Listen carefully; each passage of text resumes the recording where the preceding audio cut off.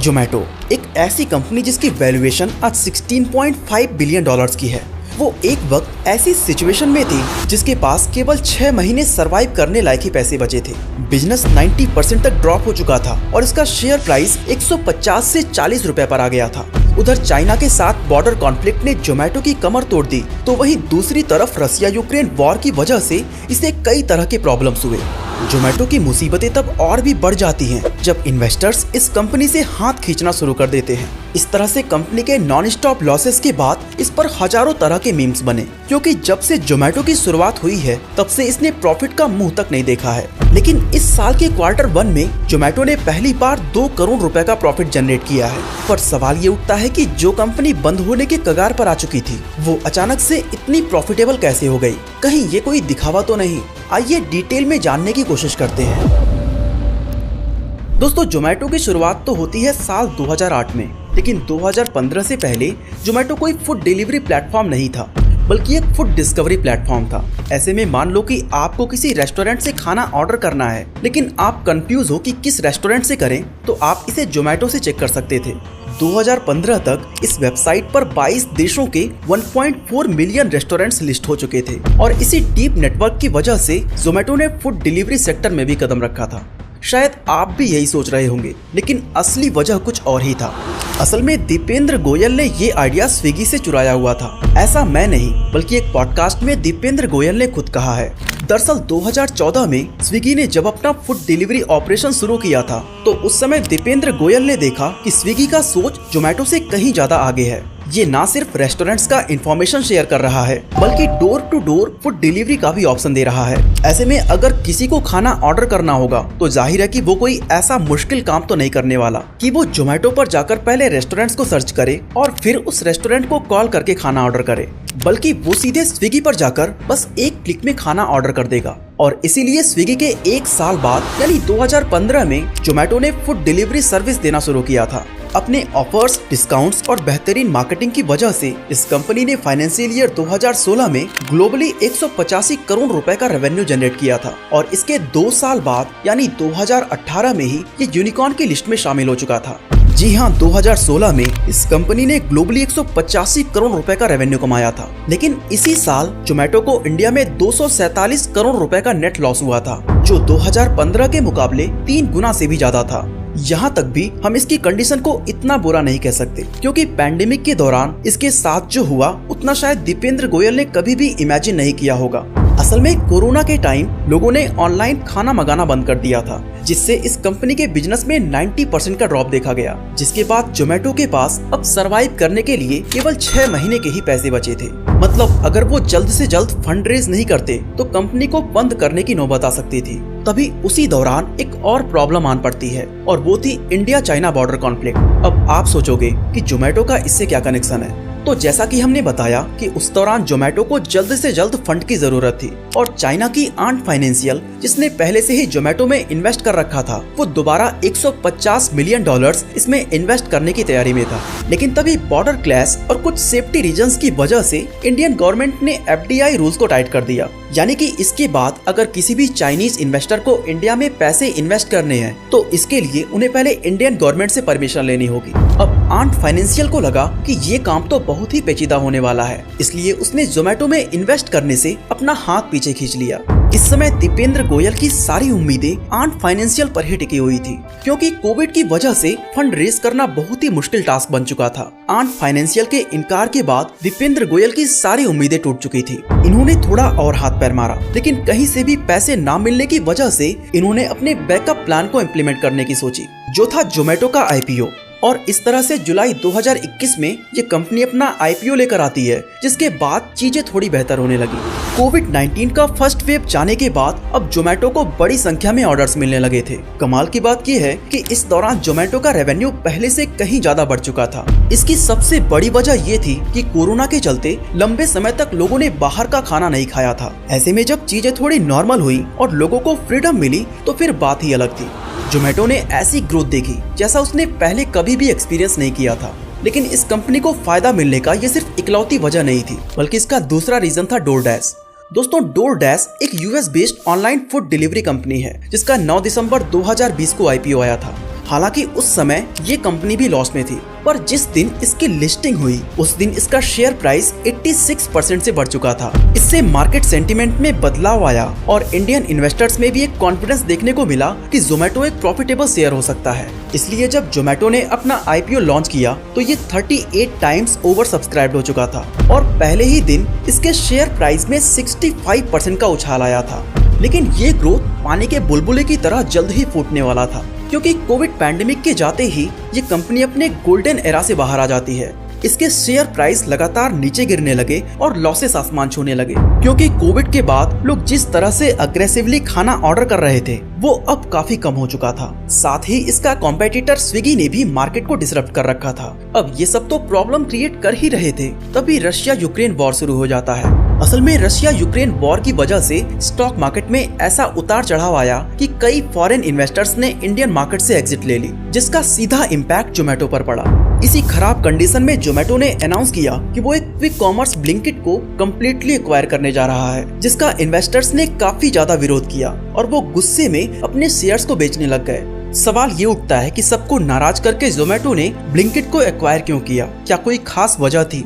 असल में जोमेटो एक लॉन्ग टर्म प्लान पर काम कर रहा था, क्योंकि क्विक कॉमर्स एक फास्टेस्ट ग्रोइंग सेक्टर है, जिसकी फाइनेंशियल ईयर 2025 तक एस्टिमेटेड वैल्यू $5.5 बिलियन हो जाने वाली है। ऐसे में ब्लिंकिट के पास ग्रो करने का काफी पोटेंशियल था, जिससे जोमेटो भी मोटा प्रॉफिट कमा सकता था। लेकिन ये प्लान जोमेटो के इन्वेस्टर्स को पसंद नहीं आया, इसलिए टाइगर ग्लोबल और सिकोया जैसे वेंचर कैपिटल फर्म्स जोमेटो में मौजूद अपने आधे शेयर्स बेच दिए, जो मार्केट में अवेलेबल टोटल शेयर्स का 5% हिस्सा था, जिसका सीधा असर इस कंपनी के स्टॉक प्राइस पर होता है। लेकिन प्रॉब्लम यहीं तक नहीं रुकी, बल्कि कुछ समय बाद टाइगर ग्लोबल ने अपने बचे हुए सारे शेयर्स को भी बेच डाले।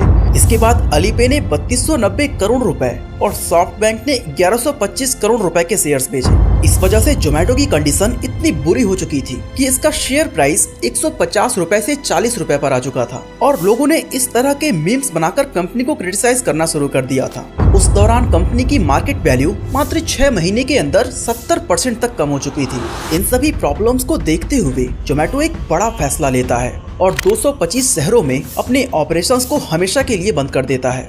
अब सवाल ये उठता है कि क्या लॉसेस की वजह से इस कंपनी ने इतना बड़ा एक्शन लिया या इसके पीछे भी कोई और वजह थी?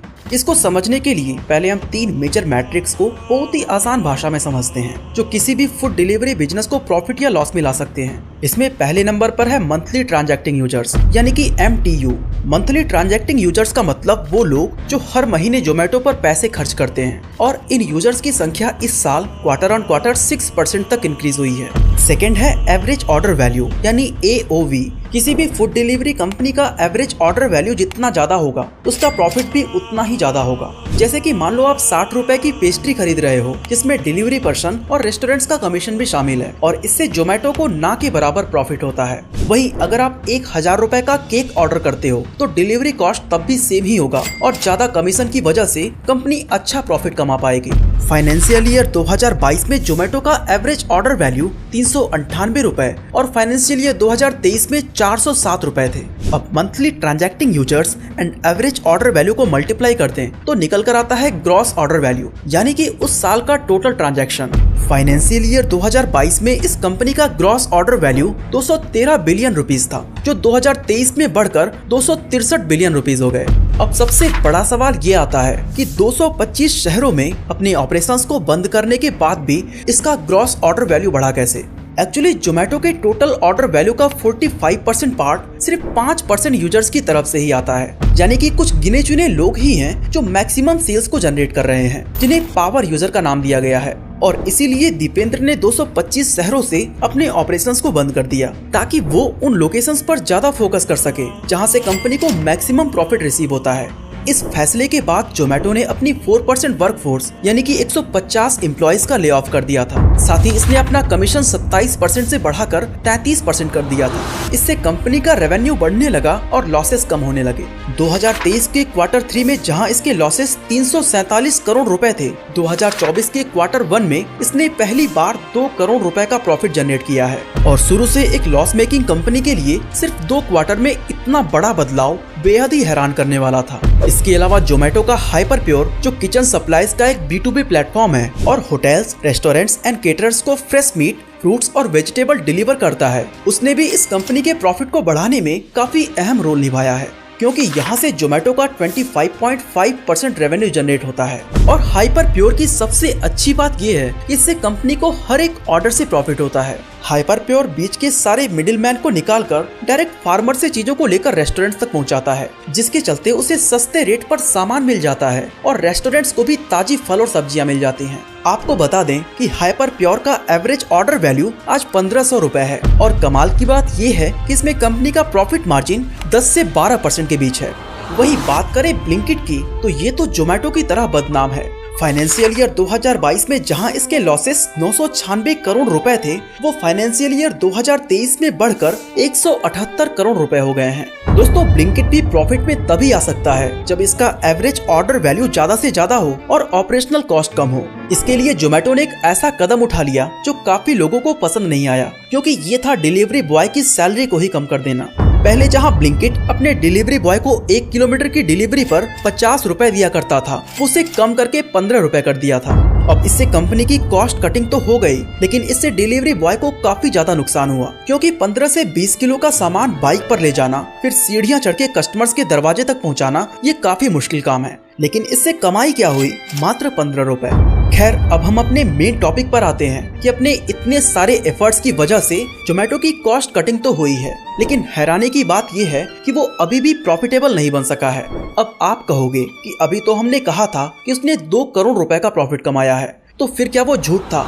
तो दोस्तों, आपको बता दूं कि फाइनेंशियल ईयर 2024 के क्वार्टर 1 में जोमेटो ने बिफोर टैक्स 15 करोड़ रुपए का लॉस रिकॉर्ड किया था, लेकिन उसके पास पहले से ही 17 करोड़ रुपए का डिफर्ड टैक्स अमाउंट था। कंपनीज अपनी कमाई पर जो टैक्स पे करती हैं और उसके प्रॉफिट के अकॉर्डिंग जितना टैक्स उन्हें लगना चाहिए, उसके डिफरेंस को डिफर्ड टैक्स बोला जाता है। यानी कंपनी के प्रॉफिट के अकॉर्डिंग उसे टैक्स देना है 100 रुपए, लेकिन वो टैक्स पे कर देती है 110 रुपए। ऐसे में इनके बीच का गैप, जो 10 रुपए का बैलेंस है, वो डिफर्ड टैक्स के रूप में जमा हो जाता है। तो जोमेटो को जो 15 करोड़ रुपए का लॉस हुआ था, उस पर उन्होंने 17 करोड़ रुपए का डिफर्ड टैक्स अमाउंट अपने लॉस में ऐड कर लिया है। इसमें से 15 करोड़ रुपए लॉस रिकवरी में चला गया और बाकी के बचे 2 करोड़, जिससे ये कंपनी खुद को प्रॉफिटेबल दिखा रही है। लेकिन पर ऑर्डर प्रॉफिट के मामले में ये कंपनी अभी भी नुकसान में ही है। हालांकि अच्छी बात ये है कि आने वाले समय में जोमेटो एक अच्छा प्रॉफिट बना सकती है। और अगर हम अभी तक का रिजल्ट देखें तो जोमेटो ने अपने लॉसेस को काफी हद तक कम कर दिया है। साथ ही इसके रेवेन्यू में 69% तक की ग्रोथ आई है। और सिर्फ इतने ही रेवेन्यू ग्रोथ और प्रॉफिट ग्रोथ की वजह से सिर्फ 1 साल के अंदर जोमेटो ने अपने इन्वेस्टर्स को 200% का रिटर्न देकर सभी को हैरानी में, बस इतना ही।